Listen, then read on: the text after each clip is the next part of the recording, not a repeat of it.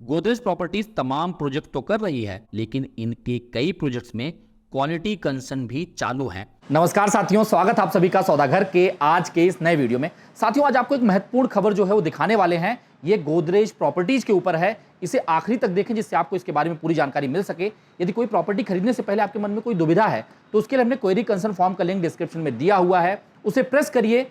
थोड़े में अपनी समस्या हम तक पहुंचा दीजिए। कोशिश रहेगी आपकी समस्या का समाधान जल्द से जल्द दिया जाए। और ऐसे इंफॉर्मेटिव वीडियोस को लगातार देखने के लिए अपने चैनल को सब्सक्राइब करके बेल आइकन जरूर प्रेस कर लें। आइए जानते हैं आखिर गोदरेज प्रॉपर्टी ने हाल में ही नॉन कन्वर्टिबल डिबेंचर के माध्यम से 1160 करोड़ रुपए जमा क्यों किए। आइए सबसे पहले समझ लेते हैं आखिर नॉन कन्वर्टिबल डिबेंचर्स फंड क्या होते हैं। नॉन कन्वर्टिबल डिबेंचर्स एक फाइनेंशियल इंस्ट्रूमेंट होते हैं जो कंपनीज अपने विकास के लिए फंड्स जमा करने के लिए इस्तेमाल करती है। ये डिबेंचर्स एक तरह का लोन होता है, लेकिन इसमें एक खास बात होती है। जब आप नॉन कन्वर्टिबल डिबेंचर्स खरीदते हैं तो आप कंपनी को एक फिक्स समय तक पैसे जमा कर देते हैं और कंपनी आपको उस समय के लिए फिक्स्ड इंटरेस्ट देती रहती है। अब आइए ये समझ लेते हैं कि आखिर गोदरेज ने नॉन कन्वर्टिबल डिबेंचर के माध्यम से फंड क्यों उठाए। इसके कुछ कारण हो सकते हैं, इसे एक एक करके समझ लेते हैं। पहला कारण, business expansion. Godrej properties Bharat के तमाम शहरों में कई प्रोजेक्ट का डेवलपमेंट कर रही है और इनका मकसद शायद उनके रियल एस्टेट प्रोजेक्ट्स को एक्सपेंड करना है। ये फंड्स उन्हें नए प्रोजेक्ट शुरू करने और एग्जिस्टिंग प्रोजेक्ट में इन्वेस्ट करने में मदद करेंगे। दूसरा कारण हो सकता है कैपिटल रिक्वायरमेंट। इसे समझने से पहले यदि प्रॉपर्टी खरीदने में आपको कोई भी समस्या आ रही है तो उसके लिए हमने क्वेरी कंसर्न फॉर्म का लिंक डिस्क्रिप्शन में दिया हुआ है, उसे क्लिक करिए, अपनी समस्या थोड़े में हम तक पहुंचा दीजिए। कोशिश रहेगी आपकी समस्या का समाधान जल्द से जल्द दिया जाए। जिस तरह से गोदरेज प्रॉपर्टीज नए नए प्रोजेक्ट तेजी से लॉन्च कर रही है, शायद इसीलिए इन्हें अधिक कैपिटल की जरूरत है।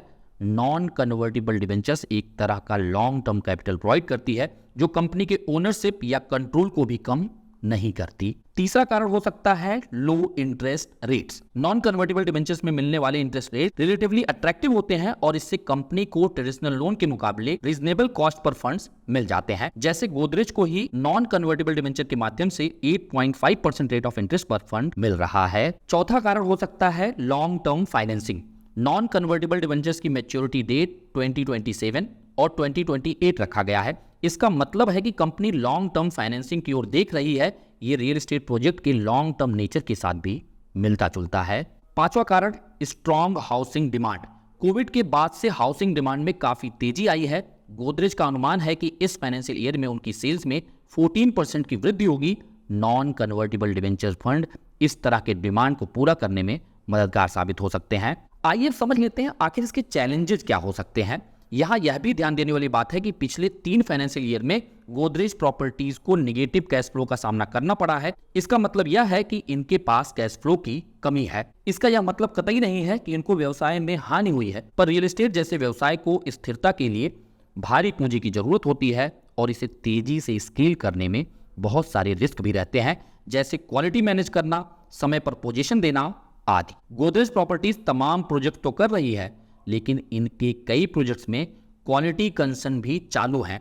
गोदरेज समिट प्रोजेक्ट जो कि गुरुग्राम में मौजूद है, वहां पर प्रोजेक्ट की क्वालिटी ऐसी कि वहां के कई फ्लैट्स के स्लैब भी गिर गए। बाद में जांच में यह पाया गया कि कंक्रीट में क्लोराइड की मात्रा ज्यादा थी और यह पानी के साथ मिलकर स्टील को तेजी से कमजोर कर दिया, जिसके बाद गोदरेज ने बायर्स को फ्लैट्स को बाई बैक करने का ऑफर पेश किया और प्रोजेक्ट के मेंटेनेंस के लिए 155 करोड़ रुपए भी पास किए। आइए इसके कंक्लूजन को भी थोड़े में समझ लेते हैं।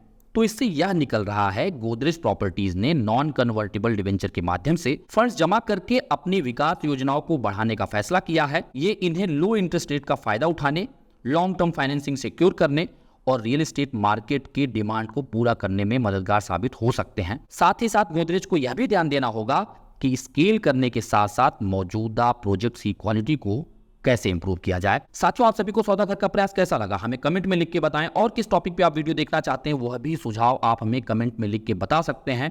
ऐसे ही तमाम इन्फॉर्मेटिव वीडियो से लगातार जुड़े रहने के लिए अपने चैनल को सब्सक्राइब करना ना भूलें और लगातार हम नए नए छोटे छोटे कंटेंट भी आपको इंस्टाग्राम के माध्यम से ला रहे हैं, जिसे आप सौदागर के इंस्टाग्राम पेज पे जाके देख सकते हैं। अपना सुझाव भी हमें जरूर भेजें। जल्द मिलेंगे एक नए वीडियो के साथ, एक नई इन्फॉर्मेशन के साथ। तब तक के लिए धन्यवाद, नमस्कार।